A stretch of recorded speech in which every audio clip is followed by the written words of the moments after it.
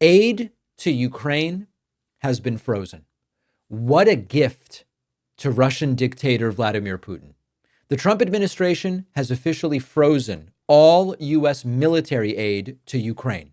And this marks, I would argue, the biggest shift toward Russia in modern American history. This is not just a policy change. This is a full-throated capitulation to Vladimir Putin.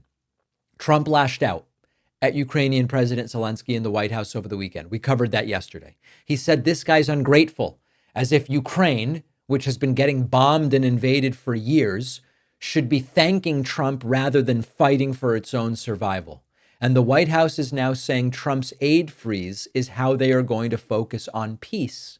Freezing aid to Ukraine, eliminating its even theoretical ability to defend itself against Russian aggression, that is how you are going to push peace.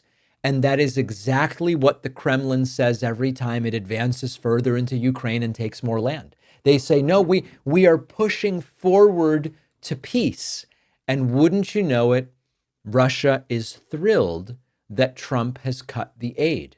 The Kremlin is referring to Trump's move as, quote, the best step toward peace, because, of course, it weakens Ukraine and it allows Putin to push forward unchecked even further. Now, France called it out immediately, saying this doesn't bring us closer to peace. This strengthens the aggressor, Russia, to be unrestrained in its ability to continue into Ukraine. Now, for a very long time, there's a sort of geopolitical reality that's older than this conflict, than this immediate conflict, wherein the United States has been leading efforts to contain Russian aggression in Europe. And one of those elements of containment is making Russia think twice about going into Ukraine further and further. Trump shredded that doctrine. This is the biggest geopolitical change as far as that goes in generations. And even some Republicans who were once strong supporters of Ukraine are saying this doesn't make a lot of sense. Although, let's not give them too much credit. They are too scared to really challenge Trump in any serious way. Ukraine says temporarily, with what we have, that they can hold the line.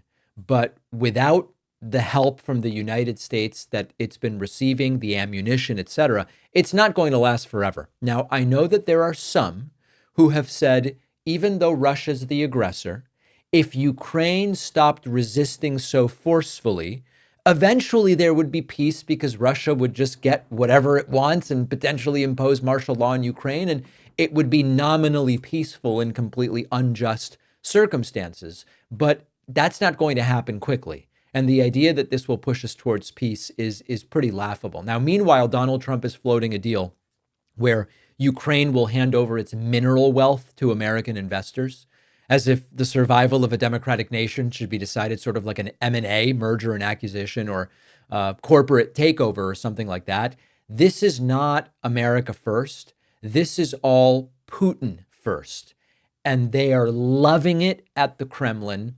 And I'll be frank with you, I don't necessarily know the degree to which Trump even knows how he's doing Putin's bidding. We know that he's enamored with Putin.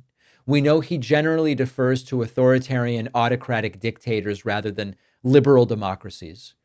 We know that he cares at the end of the day about himself and maybe his immediate friends or business partners, not the average person here or elsewhere. But I don't really know if Trump has convinced himself that he's not a pushover and just doing what Putin wants and he's just evaluating and deciding objectively what makes sense to do, or if he's like, yeah, no, I'll do whatever Putin wants because of X reason or because of Y reason. We don't know the answer to that. But what we do know is that this is the biggest geopolitical shift towards Putin in decades. And where will it all end? Trump says we're heading rapidly towards peace. I will remind you, the initial promise was the Russia-Ukraine war will end within a day of becoming president-elect. He pushed that back and he said, oh, it's going to end within a day of becoming president. They more recently have been saying we would love to have this conflict end within 100 days of being sworn in. Even that is starting to look less likely. Could it happen? I guess that would be 3 months from January 20th. It'd be like around April 20th. April 30th would be about 100 days. Is that even a realistic possibility at this point in time? I don't know. I want to hear from you. info@davidpakman.com. Will this conflict see a ceasefire before April 30th, which would be about 100 days of Trump in office? Let me know, yes or no.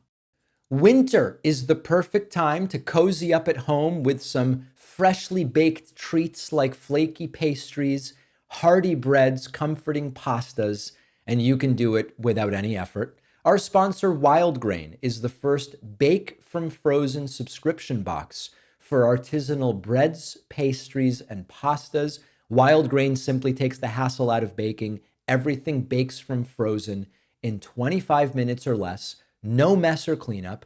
Your family will be amazed, thinking you've become a master bread baker all of a sudden. My favorite is the croissants. You throw them in the oven, 25 minutes. Wow. If you're ready to bring all your favorite breads, pastas, and pastries right to your doorstep, check out Wild Grain. You can build your box of artisanal pastries, breads, and everything right now.